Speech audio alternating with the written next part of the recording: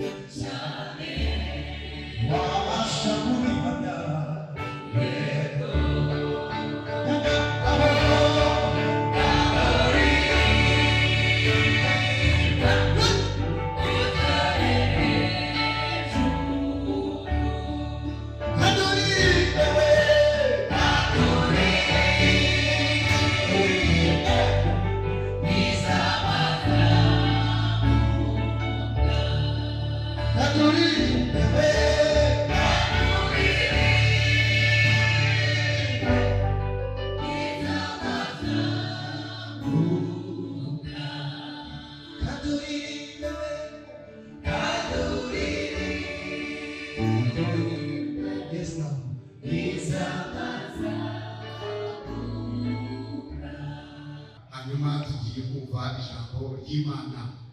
Arimo avuga kuri abahamya bw'inibutse igihe Abisirayeli bari mu gihugu cya Egiputa mu bubohe cyangwa mu bubanza. Hanyuma Imana igendera umugozi wayo Mose aho yari ari mu ishyamba, abanini mufashe gatumubwira no ko murabisibaza gukora. Hanyuma Imana imusanga inyuma y'intama za Sebutiro. Imana iramubwira ngo genda ubwire ubwoko bwanjye ngo numvise kuvuga kwawe. Yesu ashimwe cyane. Numvise amaganya yawe, numvise agahinda kawe, namenye the afflictions you're going through, namenye itotezwa murimo, ngo none manuwe no kubatabara. Mose abazima ngo nibambaza se ngo ninde umuriro, ndababwira ngo ninde. Imana iramubwira ngo genda ubabwire ko tukageza. Haleluya, haleluya. Ndiho bivuze ibintu byinshi, ndiho none nzabaho iteka ryose. Nabayeho mbere yanyu y'abasokuruza banyu, mbasezeranye amasezerano. Ndiho none mu gihe cya Mose, kandi nzanabaho no mu gihe cya nyuma yawe.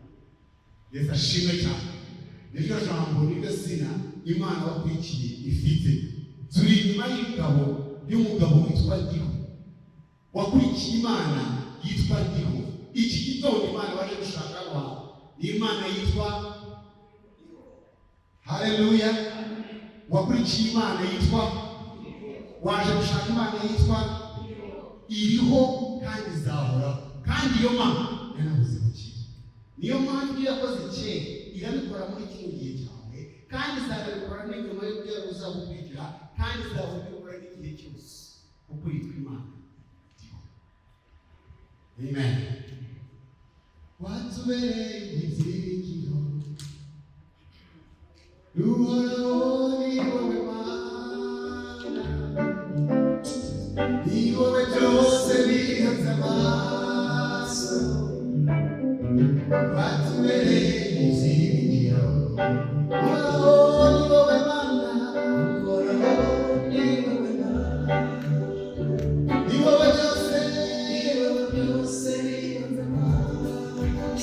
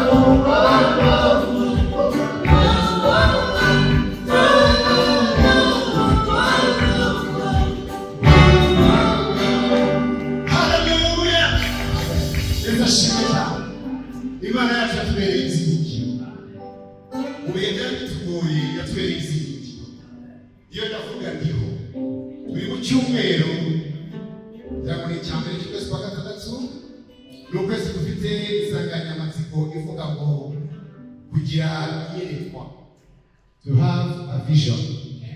Yesu ashimwe cyane. Yesu ashimwe cyane.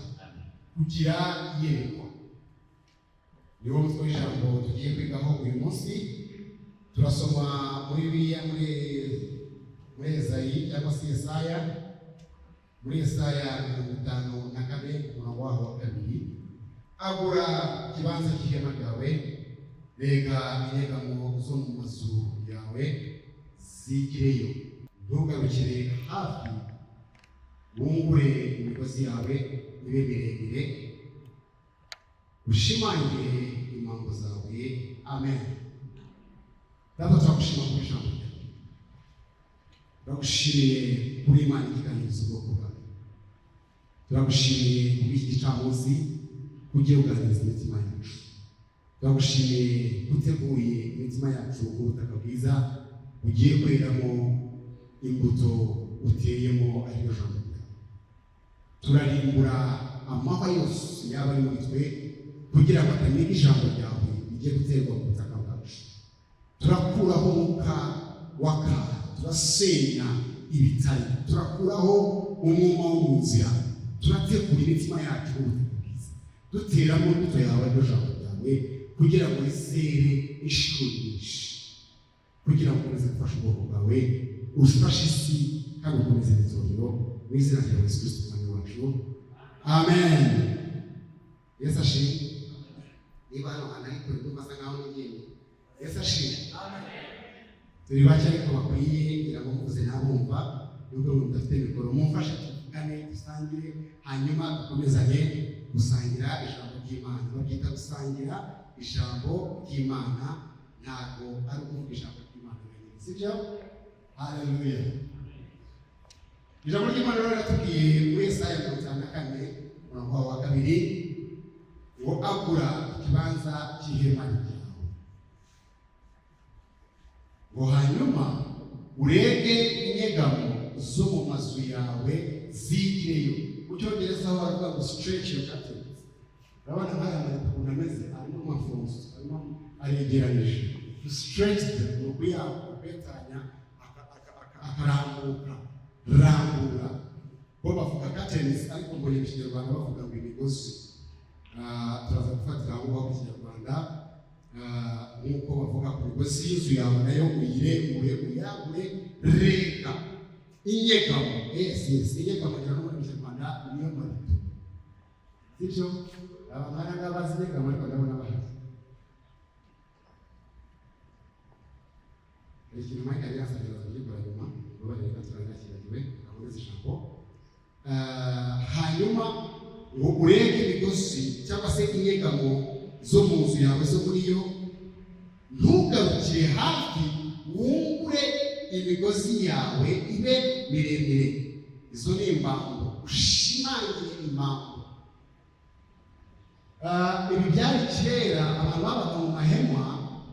Iyo burya amahema akenshi aba afite imbago n'ibyuma biba bifashe, imigozi ibifashe ku ihema ikazirika hirya y'ihema gatoya, bakagenda bakayizirikisha ihema ku mpande zose kugira ngo umuyaga nuza udakwega rya hema, umuyaga ukaritwara.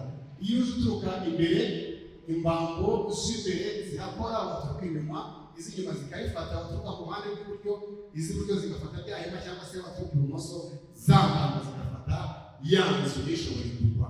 Rero Bibiliya tubwira ngo imbago zawe uzirege kandi uzikomeze, ushikame. Yesu ashimwe cyane, Yesu ashimwe cyane.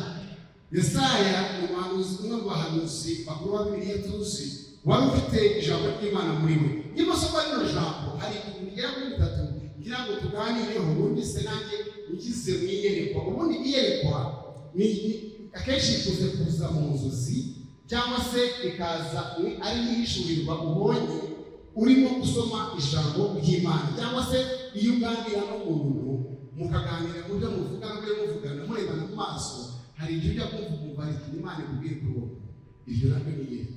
Hari igihe usinziriye ukaruhuka, Imana ikaguhiyerekwa mu nzozi. Hari n'igihe uri gusenga, Imana ikaguhiyerekwa mu masengesho. Hari igihe urimo gusoma ijambo ry'Imana, Imana ikaguha iyerekwa mu ijambo. Yesu ashimwe cyane. Muri rino jambo rero turimo muri iki cyumweru cyangwa se muri kuno kwezi kwa gatandatu ko kugira iyerekwa, ndimo nisoma, hari ibintu bitatu numvishijemo kugira ngo tuganireho hano kuri uyu munsi. Icya mbere, numvise ukuntu Imana yavugiye mu kanwa k'umuhanuzi ibwira ubwoko bwayo ngo nibwagure ikibanza cy'ihema ryawe. Nahise numva ko Imana yamaze kubabona, ibona ubwoko bw'Imana bwari buri, cyangwa se yamaze kubona ahantu uri, ibona ahantu uri hafunganye bijyanye n'umugisha Imana igufitiye. Situasiyo urimo, imibereho urimo, ku Mana uri ahantu hato cyane, in a small place, hatakwiye cyangwa se hatajyanye n'imigisha Imana irimo kuguteganyiriza, kuko hari imigisha Imana yateganyije kumanura ku bwoko bwayo muri kuno kwezi kwa gatandatu. Yesu ashimwe cyane, Yesu ashimwe cyane. Tumaze amezi 5 y'umwaka turayashoje, turi mu kwezi kwa gatandatu. Imana yaganirije abakozi bayo irambira ngo twinjire mu kwezi kwa gatandatu kuri hagati y'amezi y'umwaka dufite iyerekwa. Haleluya. Ndimo nsoma muri iri jambo tugira ngo twagure amahema yacu, numvise muri njye Imana irindi yateganya kurekura imigisha, ariko ahantu hagaze ububiko bwawe, inzu yawe, ihema ryawe, umutima wawe ni hatoya paraporo n'umugisha Imana igiye kurekura. Haleluya. Yesu ashimwe cyane. Hari ikintu kimwe nzi kandi nashidikanyaho, Imana ntimanura ijambo ryayo gusa. Amen. Niba hari umugabo udapfa kuvuga bavuga gusa, uwo nabonye mu bagabo bose ni umugabo witwa Imana. Haleluya. Nta jambo ajya avuga nta mpamvu ikurikiye iryo jambo. Imana yacu ntivugishwa iravuga. Niba ikubwira ngo ku ihema ryawe, nuko aho ari hatoya ijyane n'ibirimo guteganya kugamanura kuri iryo hema. Nivuga ihema ubona inzu yawe, nivuga inzu ureba umutima wawe. Bwana asifiwe. Bwana asifiwe. Yesu ashimwe cyane. Yesu ashimwe cyane. Wabaga baraje bakubwira Mose bari batwereka kumva ahantu tumaze igihe kirekire numva hatakidukwiye. Ngo reka tugende tujye mu ishyamba buri wese ateme ibiti. Ngo maze twongere twiyubakira ahandi hantu hagari. Kuko aha ngaha turi ngo numva hatakidukwiye. Haleluya. Haleluya. Ibintu maze n'igihe, ubuzima umaze n'igihe ntabwo kiri proportional n'icyo uri kibereye Imana. Sinzi namwe. Amen. Amen. Iyo position maze igihe, ndashaka kubwira yuko Imana imureba igasanga ntabwo ijyanye n'ubuzima bwawe. Imana iteganyiriza ubuzima. Amen. Uwo mugisha utangira ubuhamya, Imana yashaka kugukorera ubundi buhamya bushya, noneho usumbuye kuri bwa bundi uhora uvuga. Ngira ngo natwe tumaze kurambira usibye n'Imana. Niyo mpamvu ndakubwira ngo ku ihema ryawe, kuko ubwo buhamya burarambiranye, yuko twambitse turi amahoro, yuko bagiye kuza bagaruka muri buri amahoro, yuko babonye rubaye, yuko abana bagiye ku ishuri, yuko barwaye bakira. Agura ihema, ubwo buhamya burarambiranye. Imana irashaka kumara undi mugisha ubuzima bwawe. Oh, haleluya. Yaba byumvise batweze samashinashi, yaba babimenye neza bari gusakuriza iyo ba, kuko ibyo maze n'igihe bimaze kwirambira, ubwo buzima bwayirambiye. Ako gafunde k'agahema kawe Imana irashaka kugatitsa. Sengeri barabasaya, irashaka kwagura, irashaka gukwega. Haleluya. Haleluya. Teganyirize ntabwo uhwanye n'ahantu uri. Irashaka kugukura muri ubwo buzima, irashaka kuguhindurira izina, irashaka kuguhindurira amateka, kuguha ipaketisha, kuguha ijwi rishya, kuguha amazina mashya, kuguha umwambaro mushya. Oh, haleluya. Ngo nuko muri mwaka ubwo watahaga, ngo hano yajyaga ishino bagashyira Samweli akambaro gashya, kuva ku mwaka ushize yabaga atakimukwira. Agura. Nta mwambaro umaze n'igihe. Iryo ni ihema wari urimo. Imana irashaka ko urega. Vuga uti gira uti cyangwa. Haleluya. Haleluya. Akambaro k'umwaka ushize ako nikakimukwiriye. Turi kumwe. Agura ihema ryawe. Agura kwizera kwawe. Uko kwizera wari ufite muri kuno kwezi mu mezi atanu ashize ntabwo guhagije. Ongera uzamuke gato mu kwizera. Ihema ryo kwizera kwawe reka imbago zacyo. Haleluya. Buriya mu Rwanda hari indege zitajya ziba ku kibuga cyacu kubera ko ubushobozi bwa tamaka yacu budashobora kuzihangarira. Twakira udutege dutoya, niyo mpamvu barimo kubaka ikindi kibuga cya Bugesera. Ariko twagiye tujyana kwizera igihugu. Haleluya. Yesu ashimwe. Haje ikibuga cya Bugesera, ariko wowe uracyatemereye kuri Kanombe, wavuye Kanombe ko haje na Bugesera aho indege international airplane zigiye kujya zinandika. Ho harakomeye, niyo bazana ikindi gifite ibiro bya rutura gishobora kwakira uburemere bw'iyo ndege. Umugisha Imana igufitiye ntabwo uzabusaba ko bava i Kanombe. Haleluya. Irashaka ko wagura.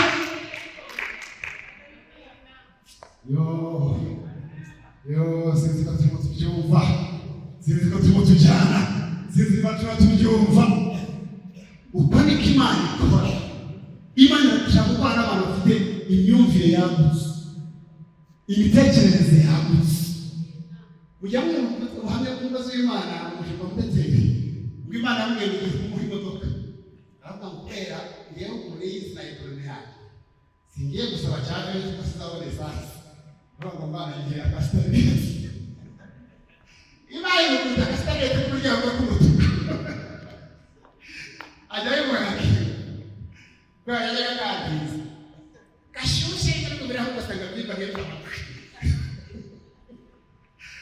ariko Imana umugisha igufitiye ntabwo uteganyirije umugisha wa starlet niyo mpamvu kugira ngo mwihere amen amen esa wewe uti yako bana sifa esa wewe tutamwe taja nako byakubera amen haleluya esa wewe kutafakasi mu bintu nako byakuryohera amen haleluya haleluya famille bakajya kuhutira cyangugu hariho nasrinda hano zarayi hariho murayi hariho sa mufa hariho sa Hollywood hariho sa haleluya haleluya ariko baba mu gihe cyangwa gusabagera ku kimwe karongi agurihema hariho n'ahandi hantu baryoshye atari karongi hari undi mugisha kandi mugari Imana iguteganyirize niyo mpamvu gito ikubwira ngo ku ihema ryawe kuko n'Imana uriya mugisha wawe you never find a place to keep it unless you stretch your faith. Hallelujah hallelujah hallelujah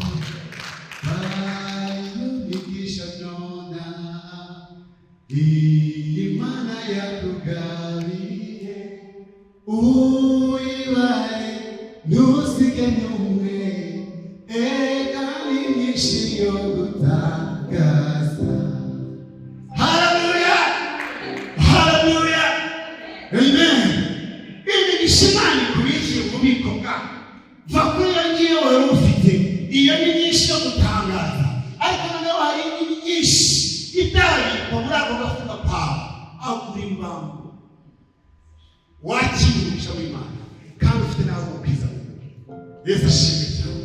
Imana ikubera umugisha iteganyije ku buzima bwawe ahari ukabivuga ukumva bitarimo kuzinjira ariko Yeremiya yabwiye ubwoko bw'Imana muri Yeremiya 29:11 ibasanze mu gihugu cy'Ubunyarwanda yarabwira ngo muzike n'igira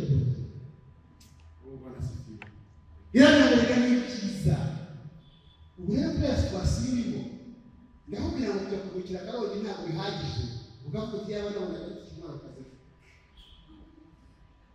usibye n'ibiruhuko yabana nagananye kaze kubera ubutayi no guca. Haleluya haleluya ariko Imana n'itaye ubutayi ngo byasaze ko babaye mu nyagano baranyuze baravuye usaye bari mu gihugu cy'ubunyagano babahamurira ubuhanuzi butasohora Yeremiya yazaga ngo n'ubikira bw'Imana bityo n'ibyo kubagira n'ikiza ngo no kansi no kubahizi wo kandi abahanejo hasa. Haleluya haleluya hari Imana yibwira kukugira ntukangwe situation urimo hari Imana yibwira mu buzima bwawe ntukangwe n'amajwi akongorera hari Imana igufitiye mu mitoka ntukangwe stoka yawe y'ubusa hari Imana ishaka gukorera ntukangwe n'ubuzima bwawe tuva. Haleluya Yesu ashimwe cyane Yesu ashimwe cyane. Reka niba utajya kutakabiri numvise muri ijambo ryo kwagura amahema yacu Imana icyambere irashaka kumugisha umugisha utakwirwa aho ngaho waruri niyo mpamvu dusaba kwagura. Yesu ashimwe cyane. Icyakabiri tugomba kubaha Imana kandi tukumvira inyigisho zayo. Amen. Akanga kandi zitatuye ibintu cyane kuko kubaha Imana bisaba kwita bisaba kwiya kutireba. You obey God wholly. Yesu ashimwe.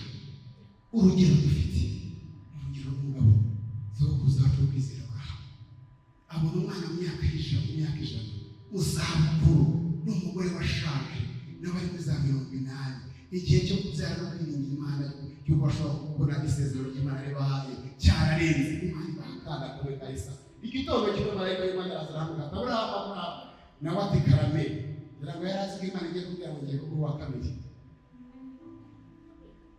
Haleluya, haleluya, Yesu ashimwe cyane, Yesu ashimwe cyane. Ari igihe cy'ejo abantu bamwe na bamwe twavuga yuko rero ugasenga ucaca muri biriya bibazo ari mu ishuri ry'Imana.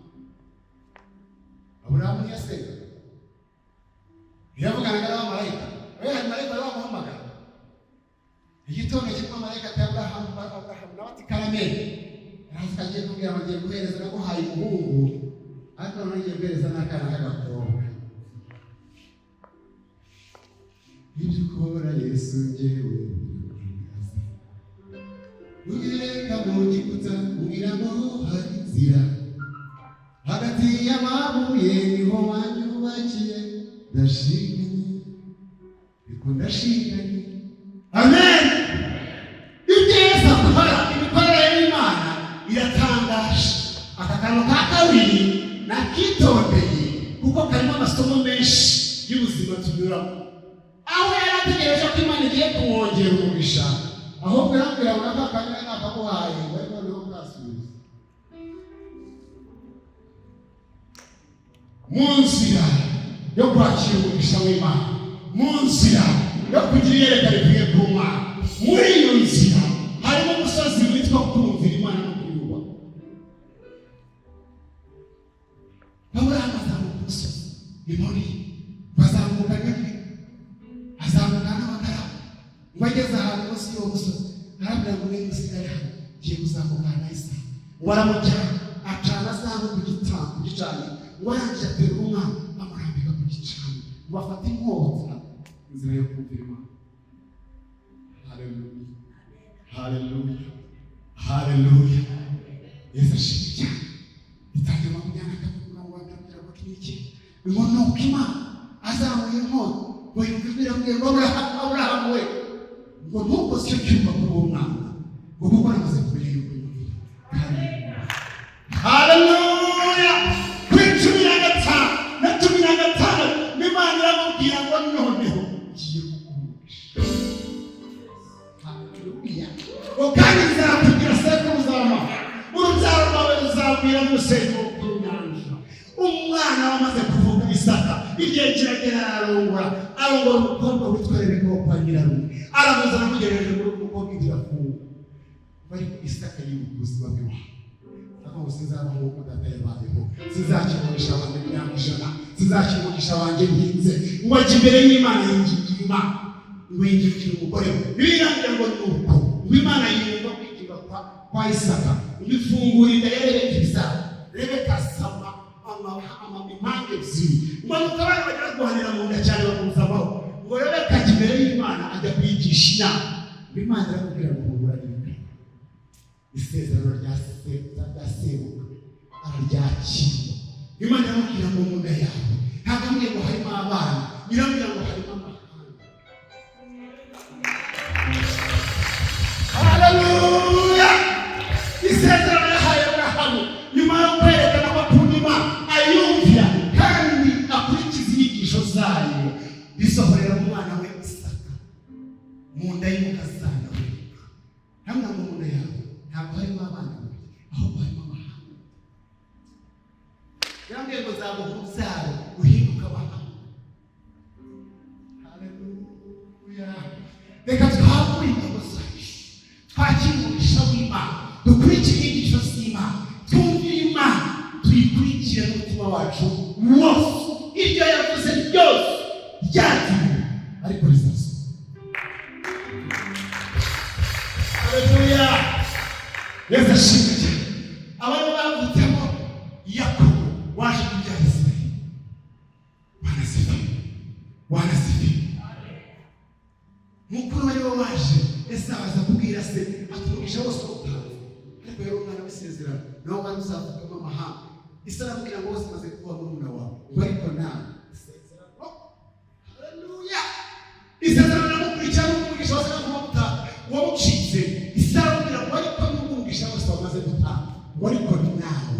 bwira mugenzi wawe ariko nawe. Haleluya. Mariko nawe uzagira gutya, nawe uzakomera.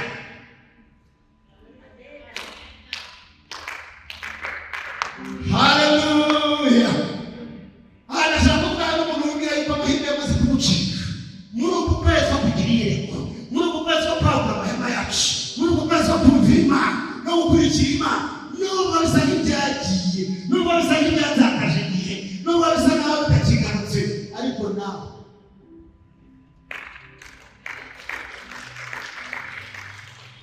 uzagira gute, ariko wabivuze, nawe uzakomera, nawe uzavamo amahanga, nawe uzavamo benshi. Mwese wahagutse ukuntu nawe yarambutse isezerano ryavuye mu kumvira Imana riragenda riraruhuza. Haleluya. Rirakomeza no mu bundi byaha, niho tubona ba Mose, ba Yosefu bavuka muri iryo sezerano, baje gucungurwa, baje ubwoko bw'Imana mu isezerano, bakomotse ku isezerano rya Sira. Igihe cyose Imana yari yarazaga kuvuga n'ubwoko bwa Isirayeli, yarambwiraga ngo ndi Imana y'abasokuruza, undi Imana ya Aburahamu, Imana y'Ibefera, y'izina ry'umwana wayo washoboye kubaha isezerano ryayo kandi akemera gukurikira inyigisho zayo. Yesu ashimwe cyane. Iri jambo rijyana n'abantu bamaze gusobanukirwa ko Imana ari Imana itanga umugisha, riri mu by'umugisha isohorera ku bantu bamaze kwemeza imitima yabo gukurikira Imana. Numvise ijwi ry'Imana rimbwira ngo hagati muri iri sezerano, muri ubu buhanuzi bwa Yesaya bwo kwagura amahema, tugomba no kwiga gukurikira inyigisho z'Imana, gukurikira ijambo ry'Imana, kwemera inyigisho y'Imana. Ibyo ucamo byose umenye ko ari inyigisho y'Imana, wowe gusuzira Imana. Yesu ashimwe cyane.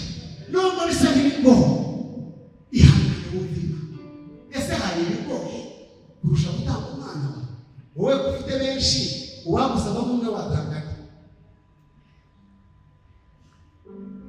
Amen. Amen. Ariko wakurikira inyigisho y'Imana no kumvira ijambo ryayo, na kamwe gusa yari afite nako yabonye mu zabukuru, yemeye kugatanga. Imana yamuhaye umugisha cyangwa nawe yamuhaye? Haleluya. Turi kumwe. Hari n'igihe yabikuyemo cyangwa yarahonze, yarungutse. Amen. Imana iguhe umugisha cyane. Reka twumvire Imana, dukurikire Imana, nubwo ibidusaba rimwe na rimwe ni ukubikurikira ijambo ryayo n'inyigisho zayo bisa nkaho bigoye. Ubu ndabizi hari abantu batarimo kunyumva kuko ibyo arimo kubabwira biragoye gukurikira. Nanjye rimwe na rimwe yicaye aho bakabivuga ntabwo byumva. Igituma niba kubyumva cyane kurusha ahandi, kuko njye nakigiye ku ijambo ry'Imana direct. Numvise ko natwe dushaka kwagura amahema yayo no kwakira umugisha w'Imana, kugira iyerekwa ryagutse, dukeneye gukurikira inyigisho z'Imana. Hari igihe ziba ziri muri package itaryoshye. Haleluya. Hari igihe ziba zambaye muri amaraje. Yesu ashimwe cyane.